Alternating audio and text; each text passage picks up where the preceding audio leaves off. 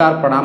मैं आपका अपना विशु राय हाजिर हूँ विशु वारदात तक की एक बेहद ही हैरान कर देने वाली कहानी के साथ। साथियों, कहते हैं कि जब अपना धोखा देता है तो जो उसका धोखा होता है वो मौत से कम नहीं होता है, और कभी कभी उस धोखे में इंसान की मौत भी हो जाती है। साथियों, मैं बात कर रहा हूँ हरियाणा के फरीदाबाद की। हरियाणा के फरीदाबाद में एक ऐसी घटना होती है जिसको सुनकर सभी लोग हैरान हो जाते हैं, पुलिस के भी होश उड़ जाते हैं। दरअसल साथियों, फरीदाबाद से कुछ दूरी पर एक गांव की रहने वाला एक व्यक्ति दिनेश दिनेश बेहद ही भोला भाला इंसान, काफ़ी मेहनती इंसान, उम्र 30 साल। उसकी शादी एक फरीदाबाद के ही क्षेत्र की रहने वाली एक लड़की रश्मिका से होती है। रश्मिका बेहद ही खूबसूरत लड़की। अब उससे जब दिनेश की शादी होती है, दिनेश को भी अपनी पत्नी की खूबसूरती पर गर्व होने लगता है। अब शादी के बाद सब कुछ ठीक ठाक चल रहा था। वो रश्मिका के साथ, अपनी पत्नी के साथ दिनेश बेहद खुश था। चारों तरफ दोस्तों को अपने शादी की पार्टी दे रहा था, जहाँ भी उसके दोस्त थे। अब वो अपनी पत्नी को लेकर इतना खुश था कि उसके दोस्त भी उसकी तारीफ करते थे। अब उस तारीफ को लेकर वो बेहद खुश रहा करता था। लेकिन साल 2018 में, यानी कि आज से 7 साल पहले करीब, उसकी शादी होती है। शादी के बाद कोविड का दौर शुरू हो जाता है। कोविड के दौर के बाद 2-3 साल बीत जाते हैं, लेकिन लाख प्रयासों के बाद भी कोई भी बेटे की सुख की प्राप्ति नहीं होती, या यूँ कहें कि संतान की सुख की प्राप्ति नहीं होती है। अब बेहद कई बार डॉक्टरों के पास दिनेश अपनी पत्नी को लेकर जाता, इलाज कराता, लेकिन डॉक्टर भी इलाज करते, लेकिन फिर भी संतान के सुख की प्राप्ति नहीं होती। अब इधर उसकी बेहद खूबसूरत पत्नी अपने पति से खुश नहीं रहती थी, दिनेश से खुश नहीं रहती थी, क्योंकि उसको संतान चाहिए था। और आजकल का हमारा जो समाज है, समाज में कुछ ताने बाने वाले लोग भी पड़े रहते हैं। बार बार ताने से उसकी पत्नी थक चुकी थी, उब चुकी थी। अब इधर 3 से 4 साल बीत जाते हैं, जब कोई बच्चा नहीं होता है तो वो समझ जाती है कि उसका पति अब उसे बच्चा नहीं दे सकता है, संतान की सुख की प्राप्ति नहीं दे सकता है। इसी दौरान वो अपने पति से कहती है कि वो फरीदाबाद शहर में रहना चाहती है, वो गांव में नहीं रहना चाहती है, क्योंकि आए दिन कोई ना कोई घर पे आता है और उसे कुछ न कुछ सुना कर जाता है, कुछ न कुछ कहता है, तो उसे अच्छा नहीं लगता है। अब दिनेश सोचता है कि सही बात है, पत्नी है, समाज से, समाज का काम है, अच्छा करो तो भी कहना, बुरा करो तो भी कहना। अब दिनेश अपनी पत्नी को लेकर फरीदाबाद चला जाता है। फरीदाबाद जाने के बाद एक भारत नाम के कॉलोनी में वो किराए का मकान लेता है। वहीं अपने बेहद खूबसूरत पत्नी करिश्मा के साथ रहने लगता है। करिश्मा भी दिनेश के साथ खुश रहने लगती है। इधर दिनेश दूसरों का गाड़ी चलाता था, लेकिन कुछ दिन बाद जब पैसे हो जाते हैं तो खुद की ऑटो निकालता है और ऑटो ड्राइवर बन जाता है। सुबह शाम दिन भर मेहनत करके 4 पैसे कमाता था और अपने पत्नी का सारी खुशियों को ध्यान देता था, पत्नी की सारी खुशियों को पूरा करता था। धीरे धीरे समय बीतता गया। पास का ही रहने वाला एक व्यक्ति पंकज, जो कि एक रेस्टोरेंट में काम करता था, उसी रेस्टोरेंट में एक दिन दिनेश अपनी पत्नी को, रश्मिका को लेकर जाता है। जब रश्मिका वहाँ पहुँचती है तो बेहद ही खूबसूरत कपड़े पहने हुई, अब उसे जब रेस्टोरेंट में काम करने वाला पंकज देखता है तो उस पर मोहित हो जाता है। वह वेटर के रूप में वहाँ जाता है, ऑर्डर वगैरह लेता है। ऑर्डर वगैरह करने के बाद कहता है, मैडम आप तो मेरी कॉलोनी में रहती हैं, मैंने आपको कई बार देखा है। अब धीरे धीरे जान पहचान हो जाती है, बेहद हैंडसम पंकज अब इधर अपने प्यारी प्यारी बातों में रश्मिका को फंसाने की कोशिश करता है। उधर दिनेश को सब कुछ अच्छा लग रहा था, क्योंकि उसकी पत्नी बेहद खुश थी, और कहते हैं जब पत्नी खुश हो तो पूरी दुनिया खुश रहती है। अब वो अपनी पत्नी को लेकर घर जाता है, और घर जाने के बाद छोड़कर रात गुजारते ही अगले दिन सुबह फिर से काम पर निकल जाता है। इधर डॉक्टर के पास दवाइयाँ भी करा रहा था, इलाज भी करा रहा था कि शायद संतान सुख की प्राप्ति हो जाए, और कई बाबाओं से, मौलियों से भी मिलता था, झाड़ फूँक भी करवाता था कि दवा दुआ दोनों ज़रूरी है, काश कि कहीं उसे बच्चा पैदा हो जाए, लेकिन संतान की सुख की प्राप्ति नहीं होती थी। धीरे धीरे साल 2023 आ जाता है। अब इधर बगल का ही रहने वाला पंकज आए दिन उसके रश्मिका के घर के आसपास आते जाते रहता था। एक दिन रश्मिका किसी काम से बाहर निकलती है और एक दुकान पर जाती है। जब दुकान पर जाती है तो इधर पंकज चौबे भी दुकान पर जाता है और भाग्यवश दोनों की मुलाकात हो जाती है। मुलाकात होती है तो पंकज रश्मिका से कहता है, आप तो वही हैं जो रेस्टोरेंट में मुझे मिली थी, मैंने अक्सर आपको देखा है। अब बातचीत में पंकज पूछने लगता है कि आपके कितने बच्चे हैं, तो बताती है कि उसे कोई भी बच्चा नहीं है और बताते हुए नर्वस हो जाती है। पंकज कहता है, सॉरी मैंने ये सवाल आपसे पूछा, मुझे नहीं पूछना चाहिए। लेकिन पंकज अब उससे अपनी बातों में भरमाने लगता है और बातचीत करने लगता है। अब आए दिन इधर पति ड्राइवर रहता, ऑटो ड्राइवर, ऑटो लेकर निकल जाता, मेहनत मजदूरी करता, शाम को रात को घर लौटता। दिन भर अकेली कमरे में ऑटो ड्राइवर की बीवी दिनेश के घर में रहती और इधर पंकज भी रेस्टोरेंट जाता, घर आता। अब इसी दौरान साथियों कई बार जब उन दोनों की मुलाकात होती है तो अब जो उसकी पत्नी रहती है वो सोचती है रश्मिका कि अगर पंकज इतना बेहतर इंसान है, अच्छा इंसान है, उसकी बातों से वो इम्प्रेस हो चुकी थी, तो क्यों नहीं पंकज को ही अपने प्रेम जाल में फंसाया जाए और शायद पंकज उसे खुश करे तो वो माँ बन सकती है। अब माँ बनने के चक्कर में एक दिन जब पंकज से मिलती है तो उसका नंबर लेती है। नंबर लेने के बाद अपने जब घर जाती है तो करीब 2-3 दिनों के बाद वो अपने नंबर से पंकज को फ़ोन करती है। फ़ोन कर बताती है कि वो रश्मिका बोल रही है, जो उससे हमेशा दुकान वगैरह पर मिलती रहती है, घर के बाहर का काम वही करती थी। पंकज कहता है, जी हाँ बताइए। तो रश्मिका बताती है कि मुझे आपसे कुछ काम है, आप मेरे कमरे पे आ जाएंगे क्या। इधर पंकज को लगता है कि सब कुछ अच्छा चल रहा है, पंकज भी उसे पसंद करने लगा था। अब पंकज फ़ौरन ही रेस्टोरेंट से बाइक लेता है और उसके कमरे पर जाता है। कमरे पर जाते ही पूछता है कि तुम्हारा पति कहाँ है। अब इधर उसकी पत्नी रश्मिका बताती है कि पति तो ऑटो ड्राइवर है, ऑटो चला रहा होगा कहीं पे। अब बेहद खूबसूरत पत्नी से पंकज कहता है कि तुमने एक ऑटो ड्राइवर से शादी क्यों कर ली, तुम तो इतनी खूबसूरत हो। अब तरह तरह की बेहद तारीफ़ करता है और उधर रश्मिका की जितनी तारीफ़ होती, रश्मिका गदगद होकर बिल्कुल खुशियों से पागल हो जा रही थी। अब उसे लग रहा था कि मानो सारी दुनिया उसके हाथों में समा चुकी है, अब वो जो चाहे कर सकती है। बात करते करते वो पंकज से कहती है कि मैं आपको पसंद करती हूँ। पंकज कहता है, देखिए आप शादीशुदा हैं, मैं भी आपको पसंद करता हूँ और बेहद पसंद करता हूँ। आप इतनी खूबसूरत है कि आपको देखने के बाद कोई भी आपको चाहने लगेगा। अब इधर रश्मिका मुस्कुराती है, मुस्कुराने के बाद चाय वगैरह लेकर आती है और पंकज को चाय वगैरह पिलाती है और पिलाते ही अब दोनों बातचीत करते रहते हैं। बातचीत के आगोश में करीब 2 से 3 बज रहे थे दोपहर के। इस कदर रश्मिका पागल हो जाती है, बेकरार हो जाती है, वो अपना बातचीत करते करते एक एक कपड़े निकालने लगती है और पूरी तरह से निर्वस्त हो जाती है। अब यह देख उसके बदन को पंकज पागल हो जाता है और फिर उसके साथ कई घंटों तक समय व्यतीत करता है, संबंध बनाने लगता है। अब इधर रश्मिका भी उसे बेहद चाहने लगती है, उसे सुख की प्राप्ति होने लगती है। अब वो चाहती थी कि शायद पंकज से कोई बेटा पैदा हो जाए, उत्पन्न हो जाए। अब इधर रात होती है, करीब रात 8 बजे उसका पति घर पर आता है, पत्नी के साथ समय व्यतीत करता है।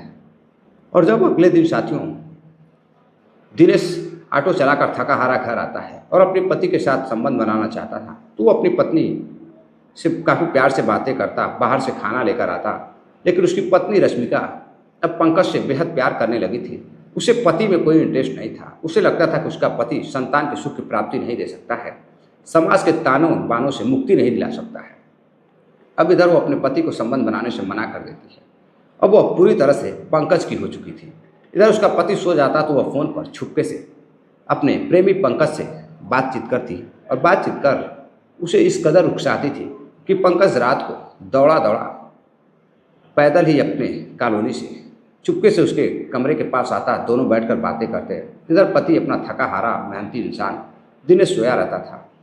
कई बार बाथरूम में तो कई बार इधर उधर दोनों छुपके से मिलते और अपना समय व्यतीत करते। अब समय बीतता जाता है, धीरे धीरे साल 2024 आ जाता है। इधर दोनों एक दूसरे के साथ इस कदर पागल हो चुके थे साथियों कि अब दोनों एक दूसरे से शादी के बंधन में बंधना चाहते थे। अब दोनों पंकज और रश्मिका दोनों बेकरार थे एक दूसरे के साथ रहने के लिए। और इधर पंकज उसकी खूबसूरती पर काफ़ी फिदा था। एक रात जब दिनेश करीब रात 7 बज रहे थे, 7 साढ़े 7 बज रहे थे शाम को, थका हारा घर आता है, तो जैसे ही वो घर आता है साथियों देखता है घर के बाहर एक बाइक खड़ी है, और जब अंदर जाता है तो जो चीज़ें देखता है वो देखकर हैरान रहता है। कमरे में वो पंकज बैठा हुआ था, वो पंकज से बातें कर रही थी। तभी उसका पति पहुंच जाता है और देखकर पत्नी से पूछता है कि ये कौन है। पत्नी बताती है रेस्टोरेंट में काम करता है, पास में ही रहता है, कुछ ज़रूरत थी तो मैंने ही बुलाया था। अब पति सब कुछ समझ जाता है। अब दिनेश उस पर ध्यान देने लगता है। एक रात वो छुपके से अपने पति से अपने प्रेमी से पंकज से बातें कर रही थी, प्यारी प्यारी। तो दिनेश चुपके से उठता है और जाकर सारी बातें सुनने लगता है। सुनने के बाद अब वो अपने पत्नी को टोकता है। टोकने के बाद कहता है कि देखो जो तुम कर रही हो यह सही नहीं है, आज के बाद बातचीत करना छोड़ दो, वरना सही नहीं होगा, इसका अंजाम काफ़ी बुरा होगा। माना कि मैं संतान की प्राप्ति तुम्हें नहीं करा सकता और सुख नहीं दे सकता हूँ, तो इसका ये मतलब नहीं है कि तुम संतान के लिए किसी और के साथ समय व्यतीत करो, किसी और से बातें करो। अब उसकी पत्नी को लगता है कि वो गलत कर रही है। अब इधर वो फ़ोन पर पंकज से बातचीत करना बंद कर देती है, मिलना भी बंद कर देती है। धीरे धीरे समय बीतता जाता है और इधर पंकज मिलने के लिए काफ़ी बेकरार रहता है। दिनेश की पत्नी तो समझ जाती है, लेकिन पंकज नहीं समझ पाता। अब पंकज को लगता है कि वह उसके प्रेम में बाधा बन रहा है, और इस बीच एक दिन चुपके से उसके घर जाता है और जाकर उसकी पत्नी से बातचीत करता है। बातचीत करने के बाद वो बताता है कि देखो मैं तुमसे बेहद प्यार करता हूँ, मैं तुमसे शादी करना चाहता हूँ, आखिर मैं क्या करूँ, मुझे कुछ समझ में नहीं आ रहा है। लेकिन पत्नी भले ही अपने शारीरिक सुखों के लिए, संतान प्राप्ति के लिए पंकज से प्यार करने लगी थी, पंकज से वो एक बच्चा चाहती थी, लेकिन कहीं ना कहीं वो अपने पति दिनेश को बेहद प्यार करती थी। अब इधर वो बातचीत करना बंद कर देती है और दिनेश अपने पत्नी पर विश्वास कर काम कर शाम को ही घर लौटता है। और इधर साथियों उसकी जो प्रेमी रहता पंकज काफ़ी परेशान रहता। अब उसका मन काम में नहीं लगता था। एक कई बार वो फ़ोन करता, जब दोस्त प्रेमिका फ़ोन नहीं रिसीव करता तो वो परेशान हो जाता है। साथियों परेशान होने के बाद फिर उसके घर जाता और कहता कि तुम फ़ोन रिसीव क्यों नहीं करती। तो उसकी प्रेमिका बताती है कि वह अब उससे बात नहीं करना चाहती है, उसके पति ने सब कुछ देख लिया है और उसके बाद भी वो इस तरह की हरकत को अंजाम देगी तो उसका पति उसे छोड़ देगा। वह बेहद डर जाती है। अब उस पंकज को लगता कि कहीं ना कहीं अब कुछ व्यवस्था करनी पड़ेगी। उसकी प्रेमिका से मिलने में, उसके प्रेम प्रसंगों में कहीं ना कहीं उसका पति दिनेश ऑटो ड्राइवर बाधा बन रहा है। करीब 11 सितंबर को वो अपने कमरे से सुबह निकलता है काम के लिए ऑटो लेकर। शाम हो जाती है, रात हो जाती है, वो घर नहीं लौटता है। लेकिन साथियों अगले दिन सुबह जब उसकी पत्नी फ़ोन करती, फ़ोन बंद आता, तो वो परेशान हो जाती है। परेशान होने के बाद पुलिस स्टेशन जाती है और अपने पुलिस स्टेशन जाने के बाद फरीदाबाद के पुलिस स्टेशन में वो जाकर शिकायत दर्ज कराती है कि वो अपने पति के साथ अकेले ही रहती है। उसका पति रात में घर नहीं आया है, ऑटो चलाने का काम करता है और उसका नंबर बंद आ रहा है। तभी पुलिस के पास एक फ़ोन आता है।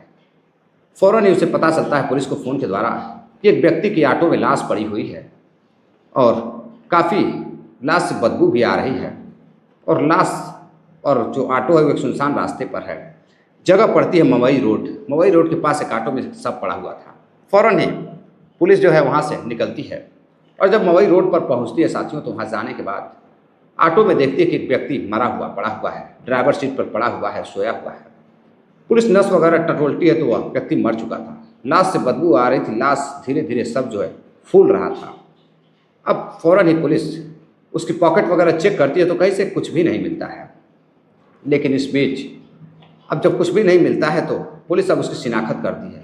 तभी पुलिस को पता चलता है कि जो महिला आई हुई थी वो बता रही थी कि उसका पति ऑटो ड्राइवर है और कल रात से लापता है। फिर से उस महिला को बुलाती है, करिश्मा को, और शिनाख्त कराती है तो पता चलता है कि यह तो उसका पति है जिसका नाम दिनेश है। अब वो देखते ही अपने पति को पागल हो जाती है, रोने लगती है। अब वहाँ से अपने पति को मृत हालत में देखकर वो बर्दाश्त नहीं कर पाती है।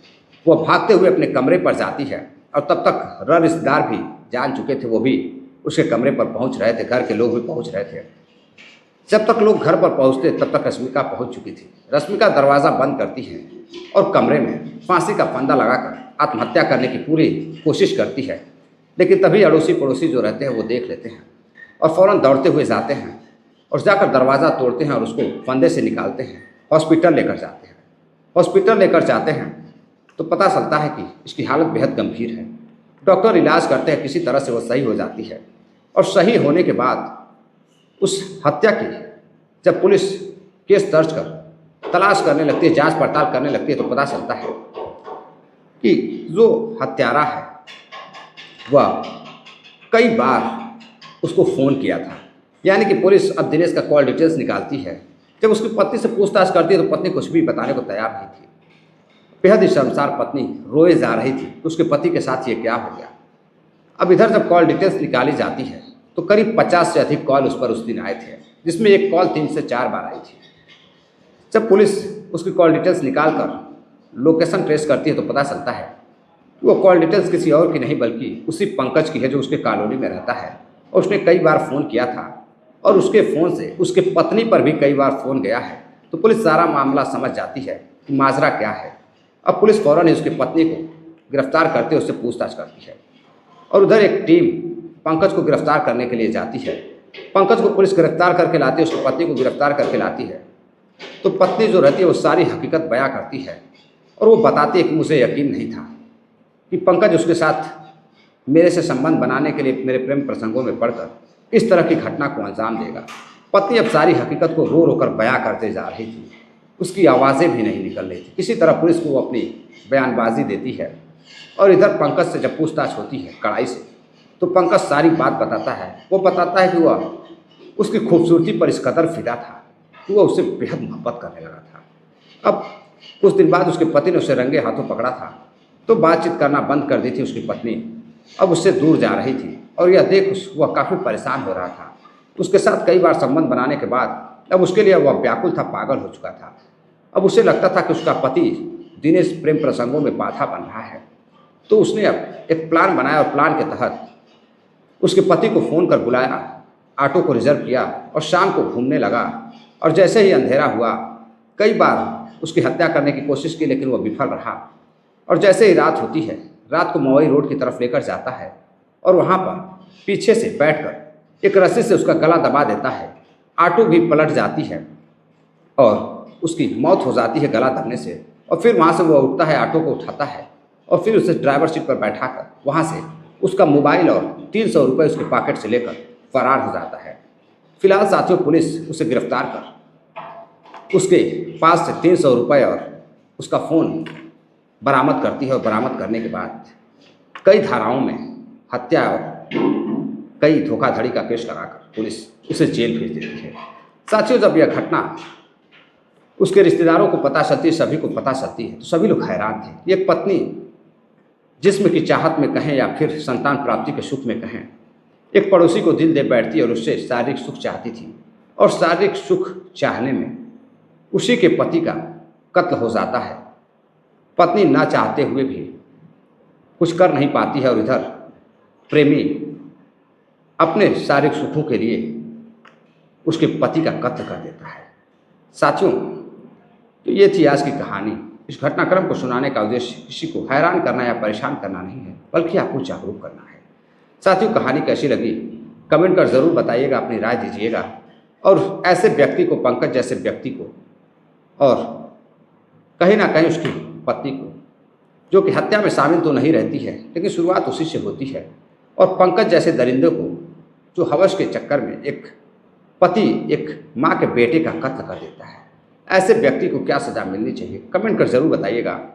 चलते चलते कुछ साथियों ने आज कमेंट किया है जिसका नाम है सोहन लाल सेठी, हैं ब्यावर राजस्थान के रहने वाले हैं। सुनील चौधरी हैं, ये अभी बीकानेर सेंट्रल जेल से हमारे वीडियो को देखते हैं। डॉक्टर नरेंद्र कुमार जी हैं, नोएडा से हमारे वीडियो को देखते हैं। फैज़ल खान भाई हैं, शाहिल खान भाई हैं, उमेश कुमार सिनौदिया हैं। आप सभी का बहुत बहुत धन्यवाद जो आप इतना प्यार देते हैं, सपोर्ट देते हैं। साथियों अपना ख्याल रखिएगा, अपने परिवार का ख्याल रखिएगा। ज़माना काफ़ी ख़राब है। मिलते हैं एक और नई कहानी के साथ, तब तक के लिए अपना ख्याल रखिएगा। जय हिंद, नमस्कार।